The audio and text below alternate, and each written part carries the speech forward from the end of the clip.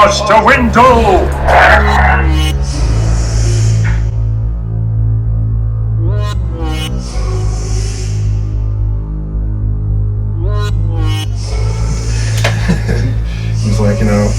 He's like, people like us, we do these certain things, and you and me, we were just made to make stuff.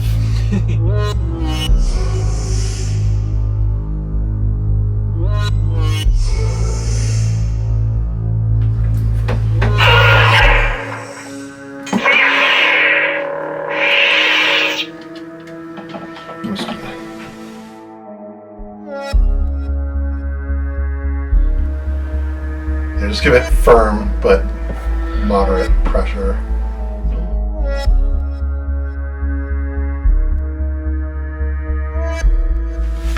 What's been happening with like real space? SpaceX launched their last test before humans go on their new space capsule.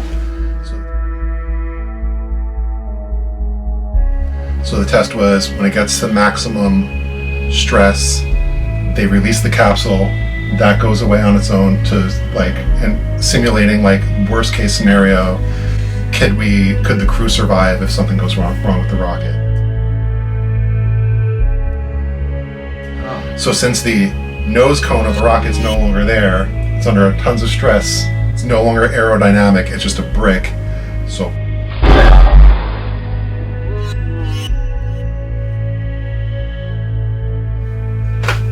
it was very exciting.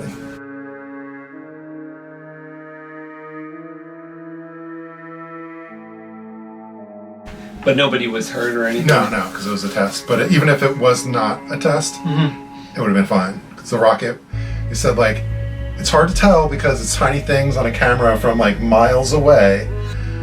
But the capsule, by the time the rocket actually exploded, the capsule was already 2 miles away. But who's to know when the explosion is going to take place? They can tell, through sensors, it's misfiring, it's going out of range, it's oscillating. You mean if they had the real-time data in this fast-paced way that we can assemble the data today from in 1986 for the Challenger, it's got its own flight controllers. Pumped it off or something? So what happened with I don't know how much you know about the Challenger. Not much. Just I was a kid. They took us into the. It was not the problem with the spacecraft. The problem was the administration. It was a high publicity flight. And the engineers were telling them that, because it was a below freezing day in Florida, that the rubber seals on the solid rocket boosters don't work properly, and that they weren't comfortable with the performance at those temperatures. And administration decided the launch is too important, we're doing it anyway. One of the rubber gaskets ruptured, flames shot out of the side, it exploded.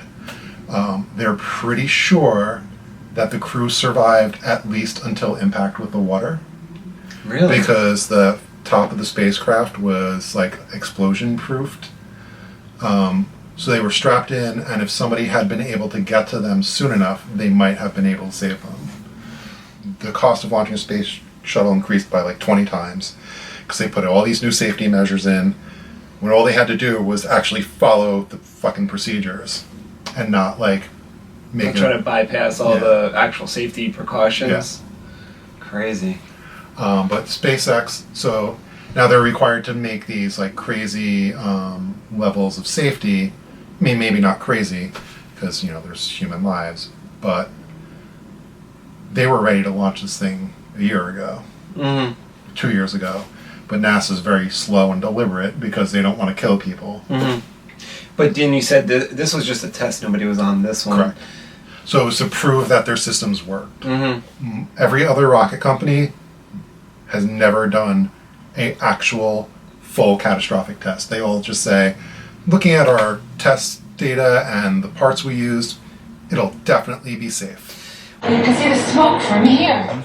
Hey there, Saber family. SpaceWindu here with Jason, JBKUMA at the Mad Science Workshop, and we are here to discuss Neopixel inventions, innovations, and testing that we're going to be doing. There's a lot of stuff that Jason's been doing lately, the past couple of years. We've both been involved in Neopixel innovation and experimentation for many years now. And there's just a lot of questions out there as far as what's the best battery, what's best for your Neopixel, how to get the best out of your Neopixel lightsaber or your LED lightsaber.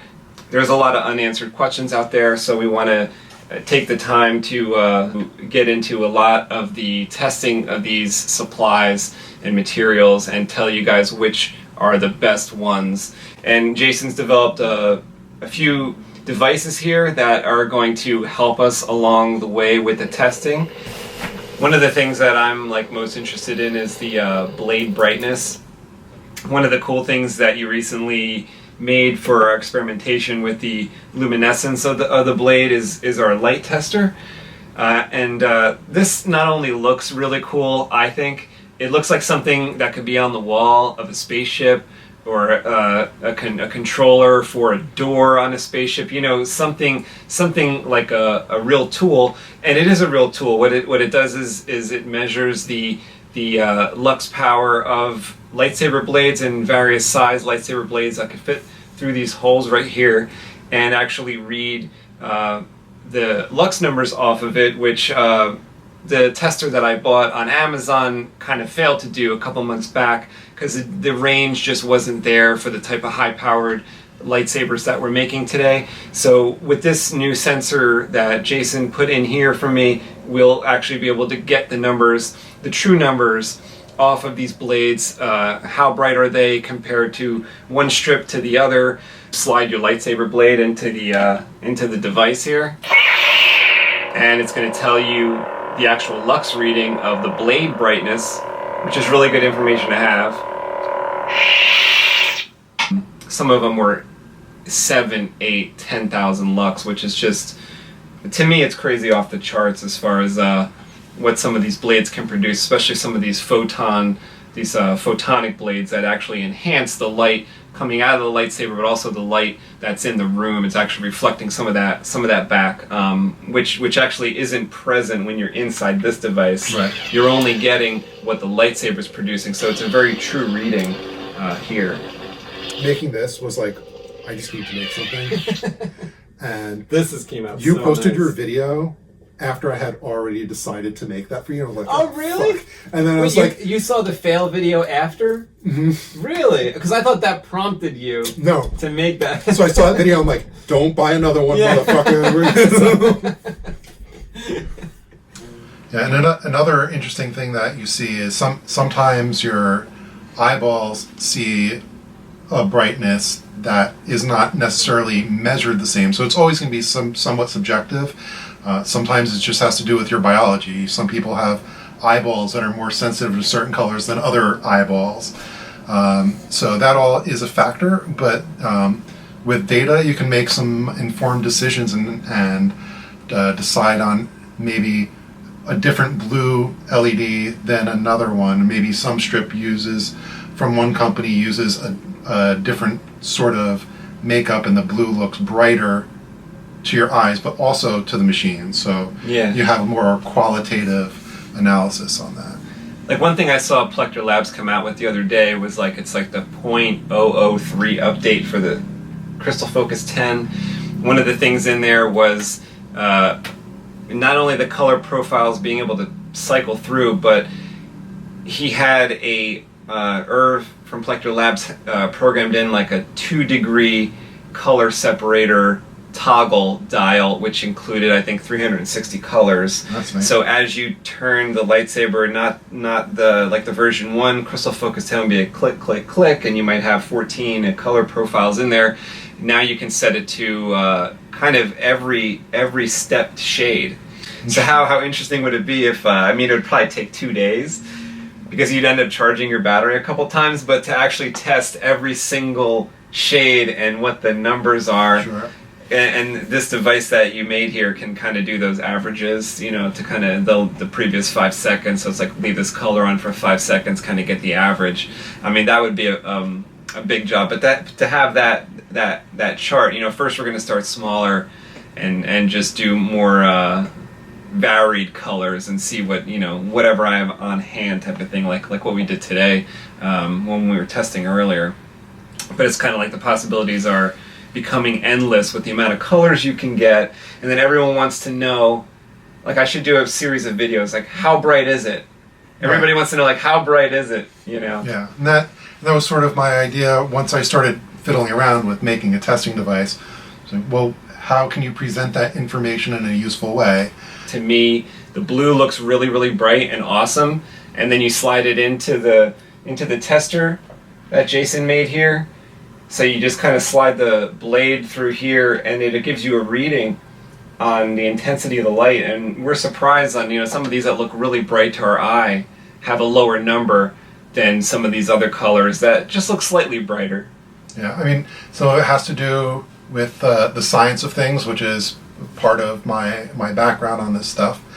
How your eyeballs work, how different colors react to the sensors. So blue might seem really bright to you, but it's not actually sensed to be as bright. So what might be a 5,000 for green and look super bright, 2,000 might be an equivalent blue color in different situations. So thing that I came across is if you're running your blade for a long period of time, you might notice the color changes a little bit, and a lot of people might assume that has to do with the battery.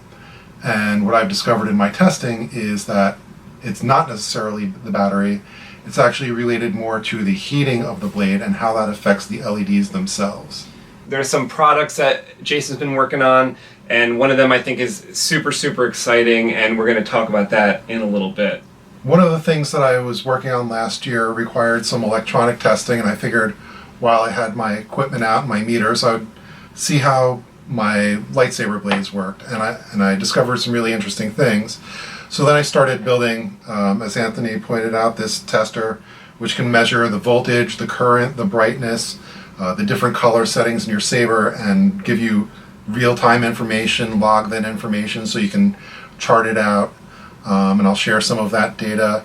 One of the things I noticed is the way that the current and the battery interact with the blade, and the heat that the blade generates are not necessarily how people expect them to work.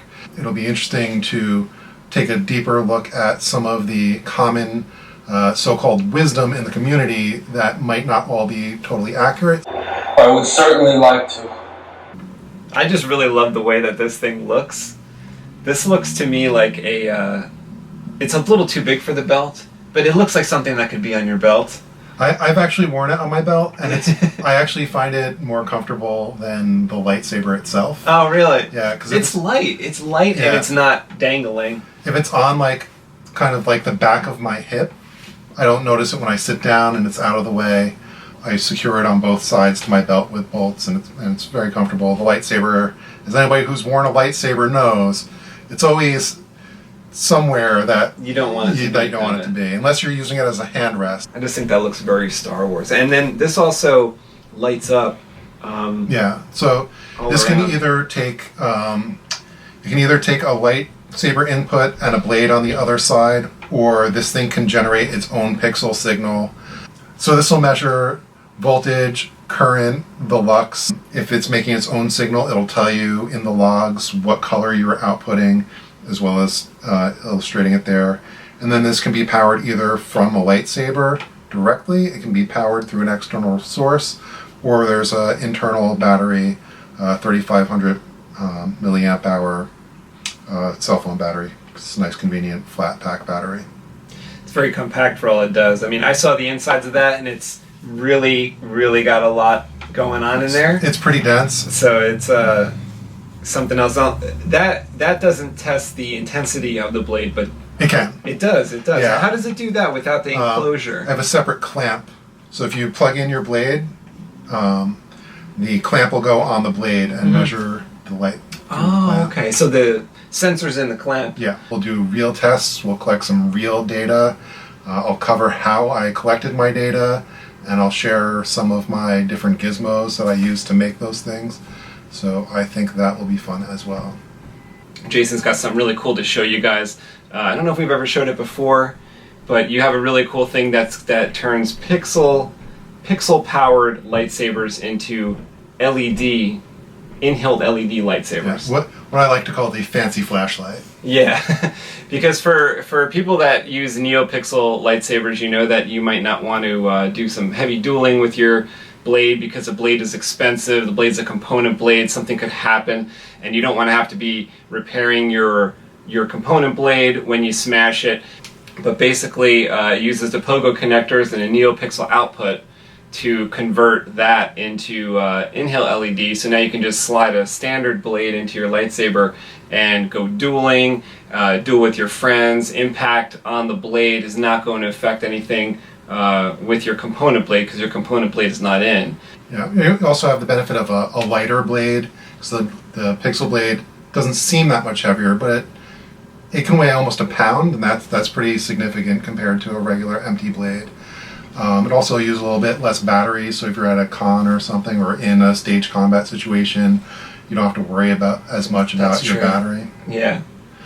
So here we have Anthony's favorite thing. He says it's the best thing ever. But what we're talking about here is actually having the full power of a high power LED, a 10 watt LED like a Tri-Cree, inside your Neopixel lightsaber emitter on the fly. So when you're at a con or you're out with your friends and you want to change out your Neopixel blade for an Inhal LED, all you have to do is take your little Pixel Star adapter from the Mad Science Workshop. You just drop it right in your Neopixel lightsaber POGO connector. So anybody with the universal POGO connection system, like from the Custom Saber shop or any one of the number of POGO manufacturers out there, turn your Neopixel lightsaber into a very, very bright, very, very durable Inhal LED. Still have the color changing capabilities like you did with your Neopixel blade, and the colors will perfectly match your Neopixel blade, whatever you have programmed in. Operate the same way. The adapter here works with the 1-inch blade. Yeah, and because of the way the components are, it would be tough to fit it in a smaller blade, so it does need to be a 1-inch blade. So as you can see, we're using our Inhal system here.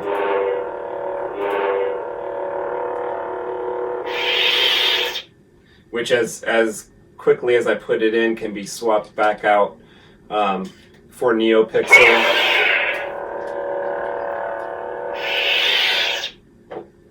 I think that's just like the best product I've seen in a really long time. I mean, this is something that people have been calling out for. I think a lot of people ask me on my channel, can I use a Neopixel blade with my current lightsaber? You could do the other way around. Right. You could use your Neopixel lightsaber to do the Inhal LED with the Pixel Star. Yeah, it's actually easier to do it that way.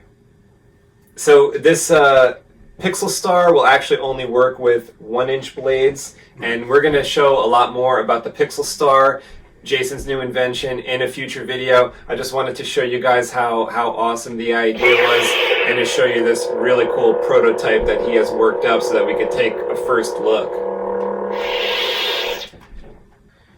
Yeah, these props are actually for a music video that I was hired to work on, and I got the directions to make a sci-fi brain control device, and given a lot of artistic freedom. So thank you to Timothy Dark. I guess we'll share a link to that video if you want to see more about that. Can I put it on? Can I put the helmet on?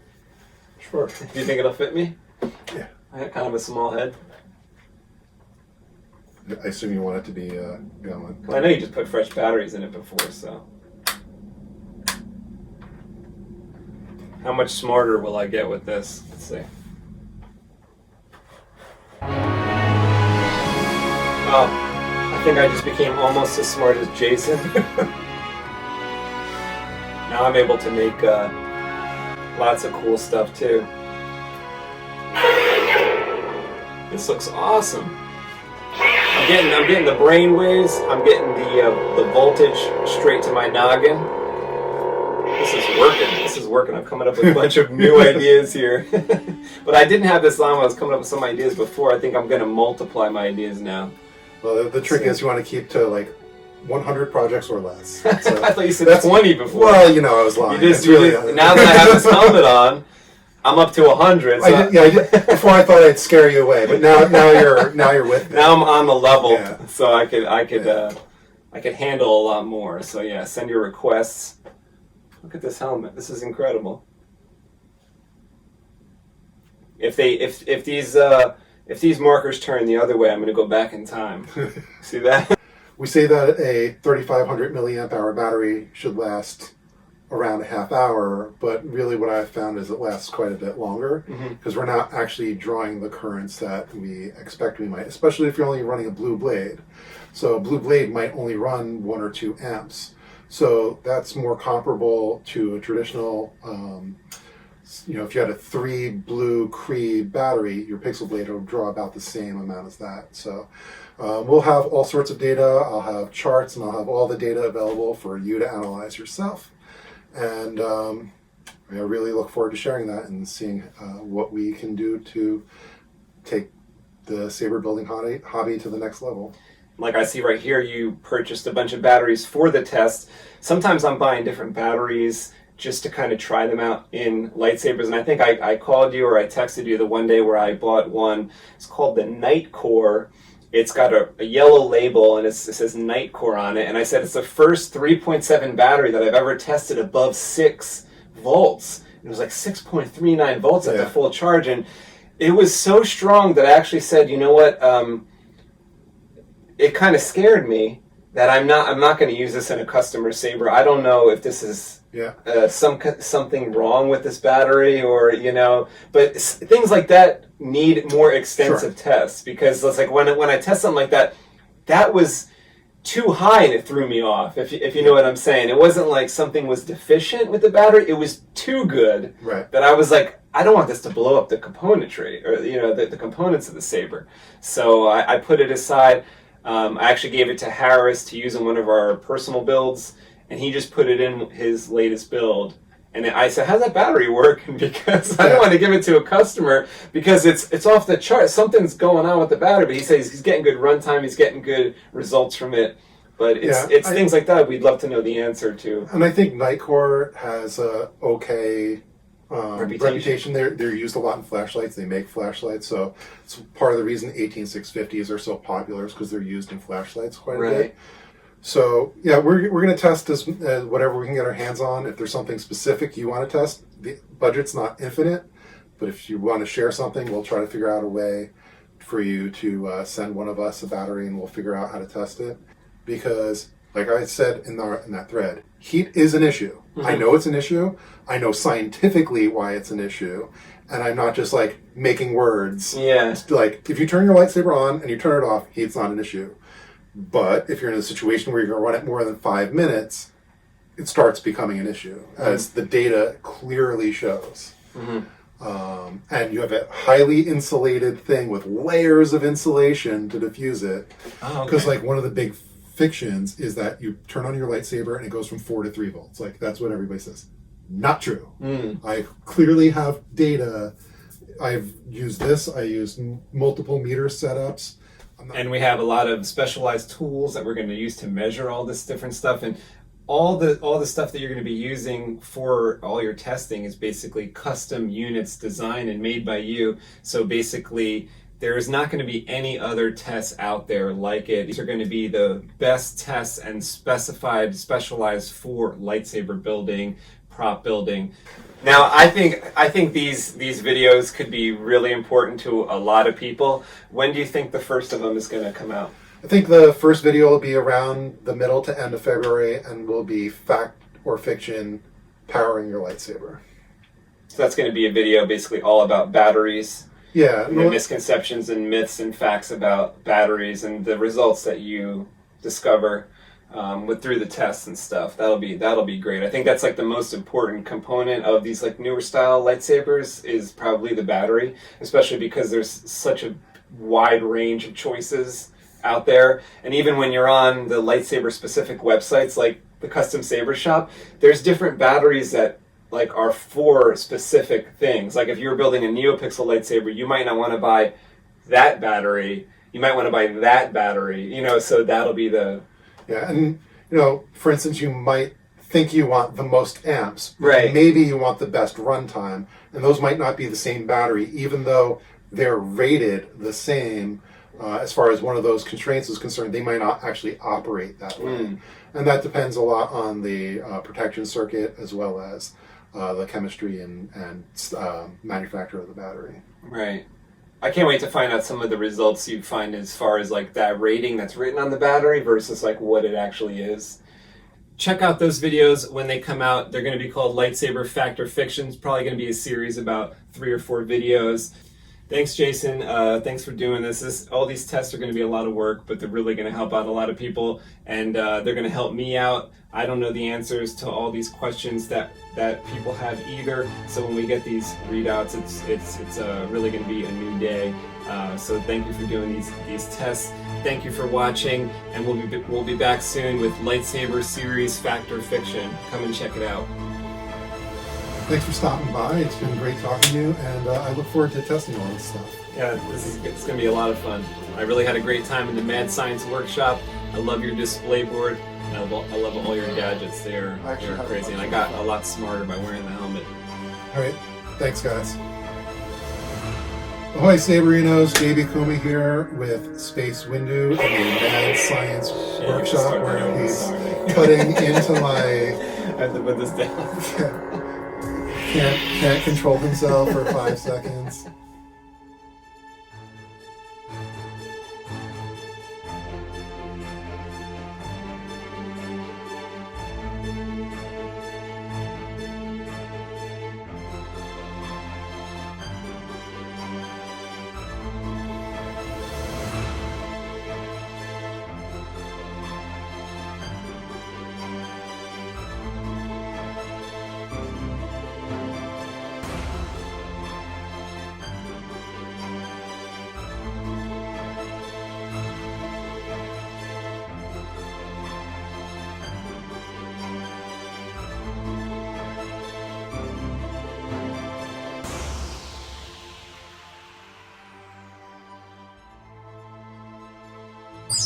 Right. Like when is any piece of art or engineering done? It's like when it's due.